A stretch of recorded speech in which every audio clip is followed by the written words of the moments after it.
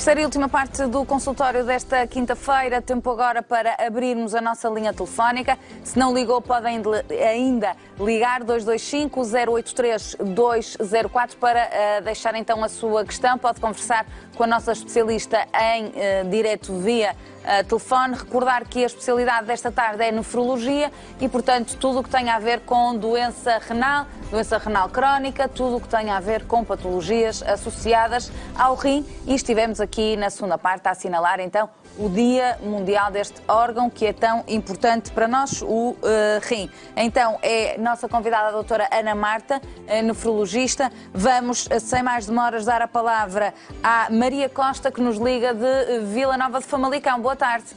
Boa tarde. Olá Maria, qual é a sua dúvida? Boa tarde às duas, Rafaela, doutora.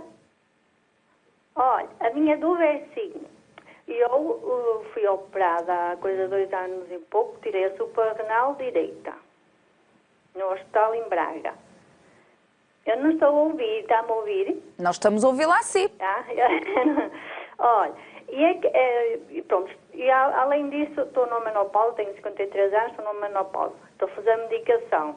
Ontem eu comecei com umas ardências a urinar e um mal-estar, assim, no fundo da barriga. E assim, a minha urina sai com pouca velocidade. Estou assim, mesmo assim, um mal-estar estranho. Sim. E eu queria perguntar à doutora se eu tenho aqui um medicamento que tomava quando ganhava infecções, antes de ser operada, que eu tomava este tipo antibiótico. Se eu poderia tomar ou devo fazer uma consulta que eu não consigo hoje de maneira nenhuma. Tantas vezes que ligo para o meu centro de saúde, era para tirar esta dúvida, mas eu não consigo. E eu queria ser doutora, que eu dizia o nome, e ver se ela me conseguia ajudar. Muito bem, Maria. Vamos então dar a palavra aqui à doutora Ana Marta. Olá, Dona Maria. Olá, boa tarde, doutora. Já estou a ver que não está tudo bem consigo. Era muito Foi. Olha, a cirurgia que fez à suprarrenal não está relacionada com os sintomas que está a sentir neste momento. Provavelmente esse desconforto no fundo da barriga e a dificuldade a urinar pode ser uma cistite. Devia contactar o seu médico de família para ele orientá-la melhor. Está a tentar-te, não é? E não está a conseguir. Pois, mas sabe que os antibióticos são medicamentos que não podem ser assim prescritos sem uma observação médica. Portanto, outra alternativa, doutora Ana, só se for mesmo só se deslocar, não é? Pode manter outras medidas, como beber bastante água, para tentar ajudar a eliminar. A medicação que eu estou a fazer depois de ser operada é o Avastin e Lenzeto. Pronto. É isto. Mas isso não tem a ver com esta situação neste momento. Mas eu tenho aqui o Furadantina, 100 miligramas, que eu tomei isto, que eu ganhava muitas infecções. Sim. E eu tenho aqui uma caixa ainda por estrear, porque acabei de parar, depois fui operada e acabei por não fazer mais esta medicação. Será que eu posso fazer esta medicação? Essa medicação poderá estar indicada, mas é como lhe digo, tem que procurar contactar o médico do centro de saúde que seja disponível para atender. Pois. Muito bem. Tem que insistir, está bem, Maria, porque pode de facto, é a sua única ajuda neste momento, não é? Porque também é alguém que também já conhece aquilo que é o historial da Maria e esta é a opinião da nossa especialista. Nós desejamos naturalmente que corra tudo o melhor possível e as melhoras. Vamos passar agora a ler um e-mail, uma questão que nos chega por escrito, é a Mafalda Teixeira, que pergunta: gostaria de saber se existe idade mínima para ser dador renal. Penso que pelo menos 18 anos deve ter que ser. A maioridade, não é? Sim. É o mais claro lógico. Que depois também deve haver a máxima, mas também, sobretudo, o que deve importar é as doenças associadas que se têm. Que tipo de estudo é que é feito, então, para tentar perceber se a pessoa pode ou não ser dador? Como lhe disse, eu não estou nessa área, mas primeiro tem que se ver se a função renal e o exame da urina é normal na pessoa dadora, não é? Se tem os 2 rins, sobretudo. Depois também tem que ser feito um estudo cardiovascular para ver se está tudo apto. Isso são os primeiros passos. Depois, mediante os resultados, pode ser necessário investigar mais ou não. Muito bem. Temos ainda uma outra questão que diz, é a Maria Silva, que diz que a mãe tem rins poliquísticos e se poderá vir a ter a mesma patologia. Antes de mais, o que é o rim poliquístico? A doença poliquística, que tem assim um nome muito grande, que é a doença poliquística autossómica dominante, é a maior causa de doença familiar renal. Cerca de 10% das doenças renais familiares, mais de 10% são motivadas por esta patologia. O que é que acontece nesta doença? Os rins são rins de tamanho muito grande, que às vezes têm mais de 14, 15, 16 centímetros e que têm múltiplos quistos renais. Okay? Portanto, são rins muito grandes com quistos renais. E há que distinguir de outras situações em que aparecem quistos renais. Por exemplo, nós podemos ter um quisto renal em cada rim, que podem aparecer, chamam-se quistos simples. Mas se tivermos rins muito grandes, com quistos renais e com uma história familiar, podemos estar perante uma doença poliquística autossómica dominante. Esta doença, para além de atingir os rins, pode atingir outros órgãos. Pode atingir o fígado, podemos ter quistos no fígado, podemos ter quistos alguns quistos no pâncreas, não é tão frequente, mas também, sobretudo, o fígado pode estar atingido. Mas o quisto normalmente é algo benigno em si, não é? Sim, normalmente aquilo que nós ouvimos, tem um quisto no rim. Certo. Normalmente são quistos simples, são bolinhas de líquido dentro que não têm qualquer complicação. A questão é que nesta doença os rins são muito grandes e não têm um, têm milhões de quistos, que são uns canaizinhos que... Daí o nome poliquísticos. Têm mesmo muitos quistos, são rins enormes. Mesmo de tamanho? Muito, sim. Pronto, pode também ter outras manifestações a nível das artérias do cérebro, em 5% dos casos, algumas valvulopatias cardíacas, e a probabilidade, dependendo do gene que está envolvido, geralmente é de 50%, mas depende do gene que está envolvido e da maneira como é transmitida. Nós só podemos, pela uma ecografia, por exemplo, o filho de um doente com doença poliquística, dizer com certeza que não vai ter doença poliquística se a partir dos 40 anos não tiver critérios ecográficos, que normalmente é 2 quistos em cada rim. É por ecografia que nós vamos diagnosticando essa doença. E, portanto, esta preocupação justifica-se da parte da filha em relação àquilo que é a patologia da mãe? Sim, não sei a idade dela. Temos 35 anos. A filha? A filha tem que fazer uma ecografia renal para exatamente ver como é que são os rins dela. Aos 35 anos, não ter quisto já, ou os critérios ecográficos, que são específicos, já poderá pôr quase de parte a hipótese de ter essa doença. Portanto, mas realmente não vai aparecer tardiamente. Tardiamente também é um bocadinho impossível de acontecer. A partir dos 40 anos, já, se não tiver critérios, já é muito pouco provável. E aqui temos soluções de tratamento? Como é que se resolve? Não há soluções de tratamento. É uma doença genética e não há um tratamento que cure a doença. Conseguimos atrasar a progressão da doença em alguns anos, sim. E depois, esta doença, há vários genes que estão envolvidos, sobretudo 2. Há um que é bonzinho, que é o PKD1, e um que é o PKD2 que é bonzinho, e o PKD1 já é mauzinho. Mas depois há outro tipo de genes que também têm um bocadinho a ver com isso e como é que em que idade aparece na família a necessidade de começar tratamento substitutivo da função renal. Pronto, mas há consultas mesmo próprias que... Muito bem. Desta doença. Portanto, esta nossa telespectadora tem razões e ainda bem que está preocupada com o tema, portanto não é uma preocupação inócua, tem razão de ser e, portanto, ficam aqui as notas da doutora Ana. Vamos também passar a ler, antes da próxima chamada, uma questão que nos chega por escrito, é a Fátima Silva, que diz: sou diabética e tomo insulina, poderei vir a ter problemas renais? Sim, as pessoas diabéticas têm grande probabilidade de ter doença renal. E porquê?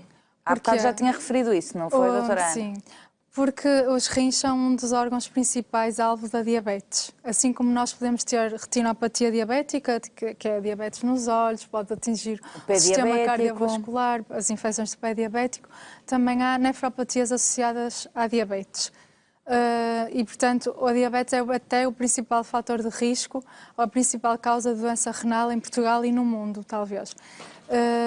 Portanto, as pessoas diabéticas têm que fazer rastreios para ver como é que estão a funcionar os seus rins, sobretudo com a creatinina e com o exame à urina, porque o aparecimento de proteínas na urina é um indicativo de nefropatia diabética.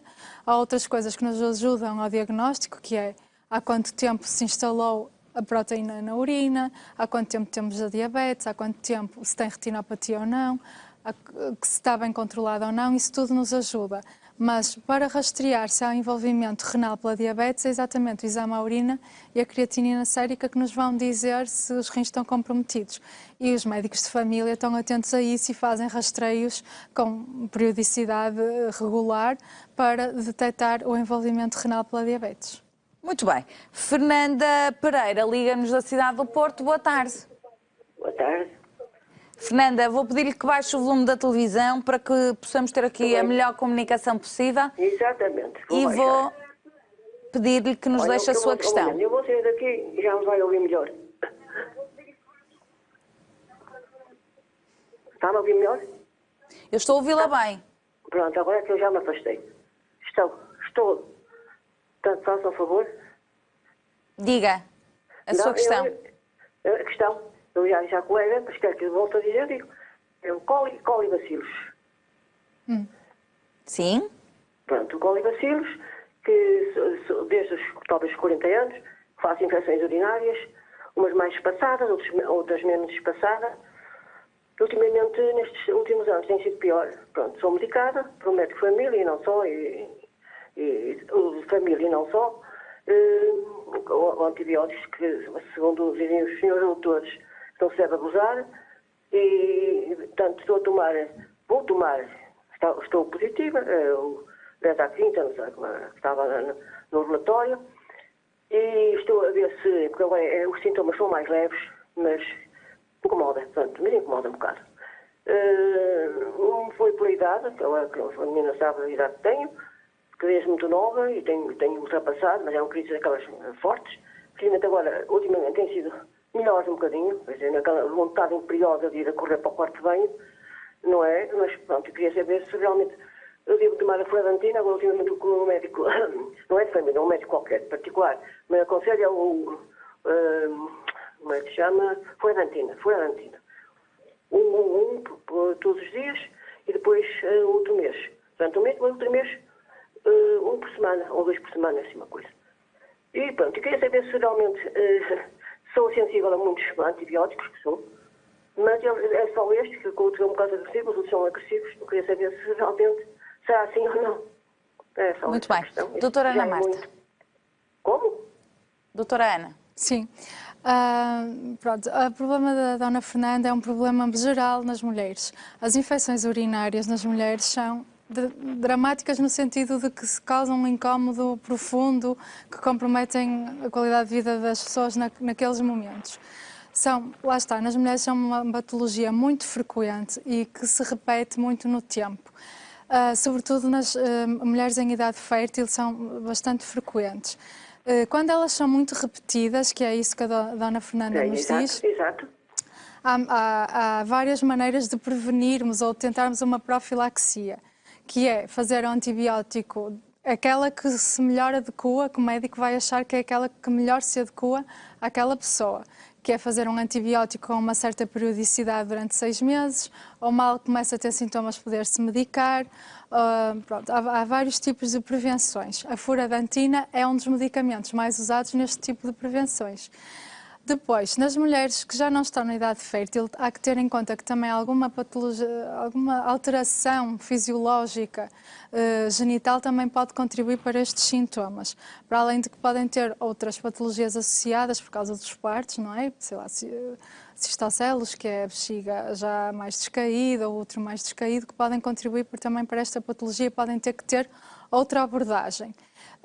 Mas também pode estar indicado fazer antibióticos preventivos, digamos assim, ou mal começa a ter sintomas, automedicar-se quando o médico diz para assim o fazer.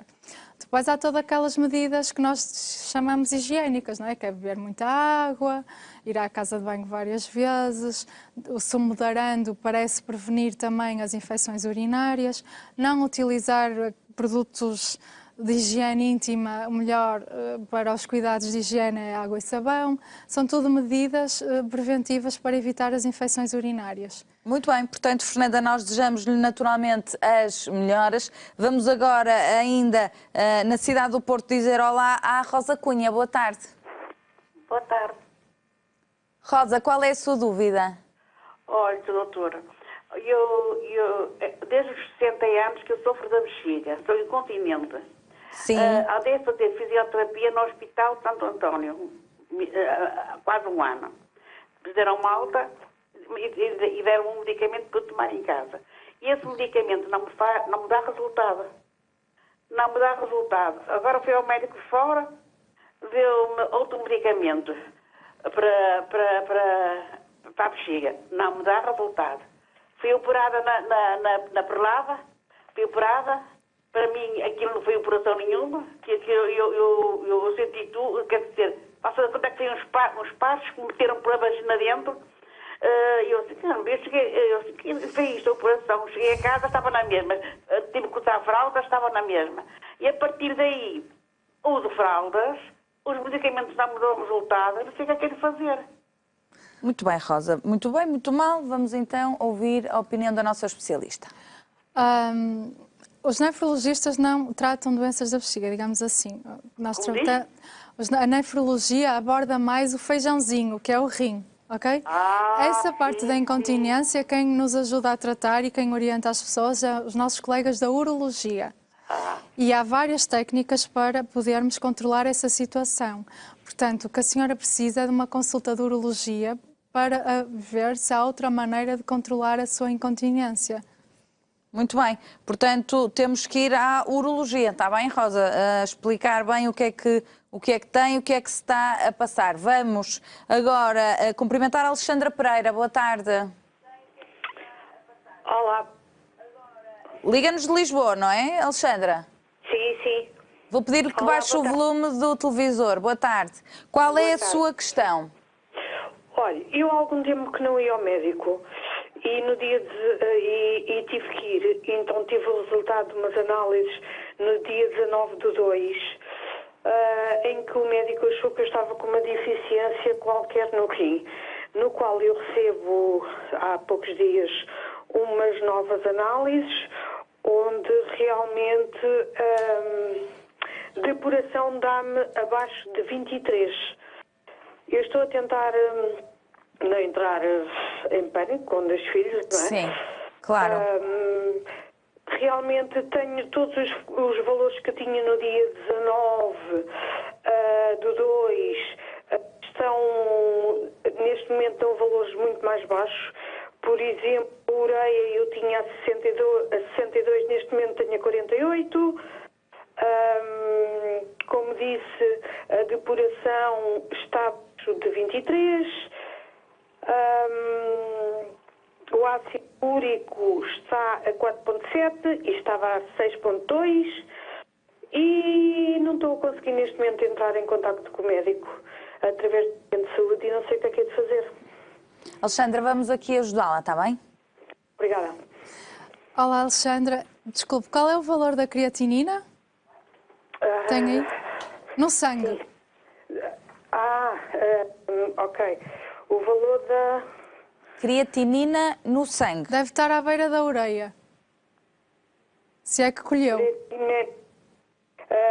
creatinémia? Sim. 0,89. Miligramas por decilitro. Exatamente. Pronto, isso é um valor considerado normal. A depuração da creatinina foi estabelecida com a urina de 24 horas? Sim. Pronto, o problema da urina de 24 horas é que às vezes não é bem colhida. Como é que colheu essa urina? Como é que fez? Fiz a urina da manhã e comecei às 8 da manhã e terminei só na manhã seguinte. Pronto, a urina de 24 horas é um exame que nós pedimos muitas vezes para determinar a quantidade de proteínas e, sobretudo, ver qual foi a quantidade de creatinina que eliminamos naquele dia. E, portanto, às vezes nós não colhemos a urina toda, porque, como ele diz, tem que ser mesmo a urina de 24 horas. Sim, mas eu já reparei, e foi isso que me fez queixar ao médico e fazer essas análises, é que eu normalmente bebo à volta de 1,5 litro, 2 litros por dia. E vou 1 a 2 vezes por dia à casa de banho. Eu faço muito pouco xixi. Pronto, E mas... foi o que me levou a que o médico também me mandasse fazer. E realmente tenho algumas dores. Eu pensando que seria dores articulares, dores da coluna. Sim, mas a creatinina sérica, a creatinémia que me disse, não corresponde, se formos a usar taxas que existem, por exemplo, em calculadoras nos telemóveis, sobre a função renal, que nos estimam a taxa de filtração glomerular, com base nessa creatinina, não nos vai dar esse grau de depuração quase de certeza. E esse grau de depuração foi estabelecido com base numa urina de 24 horas. E para estar correto, temos que colher mesmo toda a urina de 24 horas que fazemos. Sim, ela foi colhida toda, não houve nenhuma... Mas então eu acho que repetiria o exame, fazia um exame à urina e uma ecografia renal, para ter a certeza que estaria tudo bem com os seus rins. Mas a Alexandra está muito preocupada neste momento. O que é que podemos assim... Posso lhe dizer que pelo valor de creatinina que tem, não é para ficar muito preocupada. E dá tempo para falar com o seu médico e se calhar repetir os exames. O ácido úrico, por exemplo, era 6,2, está 4,7. Ele varia muito com aquilo que a gente ingere, com aquilo que a gente come, não é? Imagino que foi a uma mariscada no dia anterior, se calhar ele vai estar mais alto. Ok. Está bem? Portanto, Alexandra, com calma, naturalmente está preocupada, eu percebi logo isso. Com calma vai conseguir perceber exatamente e, se for necessário, repetir exames, está bem? Obrigada pela sua participação. Seguimos agora para Guimarães, onde temos ao telefone a Cláudia Silva. Boa tarde. Boa tarde, Sra. Doutora. Olá, Cláudia. Qual é a dúvida?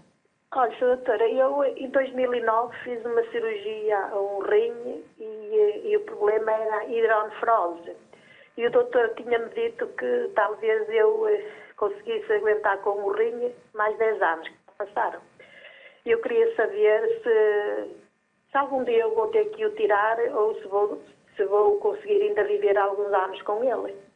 Então, 2009, 2019 já fez os 10 anos. Já passaram, pois. Já passaram. E eu ainda me sinto assim mais ou menos. Mas também queria saber se essa doença é assim mesmo muito grave. Era a hidronefrose. Muito bem. Em que é que consiste esta patologia, doutora Ana? Não é bem uma patologia, é um sinal, ok? Nós temos o nosso rim, depois temos o sistema excretor. Sim. Hidronefrose é uma dilatação do sistema excretor. Porquê? Pode ser por pedras, por tumores, essa parte... Sim, também tinha nódulos e fiz uma reconstrução na ureter. Pronto. Portanto, essa parte deve ter ficado resolvida, pelo menos, espero eu. Entretanto, o outro rim vai trabalhar pelos dois, digamos assim, e é possível até que esteja maior que o habitual. Mas é importante cuidar bem dele, tratá-lo bem. Deve fazer análises regularmente para ver como é que ele está a funcionar. Deve medir as tensões arteriais para ver se estão controladas, comer sem sal, não tomar anti-inflamatórios, porque como só está a viver com um rim, tem que cuidar bastante dele. Por ter aquela hidronefrose, não quer dizer que vá ter que ter outra cirurgia a esse rim, não. Não sei qual foi o motivo, ou o que é que motivou a hidronefrose. Tirar o rim, penso que neste momento não será necessário, imagino eu que não seja necessário, mas deve preocupar-se com aquilo que tem e cuidar bastante bem dele. E fazer, lá está, tem que fazer análise, ver a creatinina, ver se está a começar a perder proteínas, sobretudo controlar as tensões. A Cláudia tem 54 anos. Pois, é muito nova, portanto tem mesmo que tratar bem, cuidar, com carinho. Muito bem.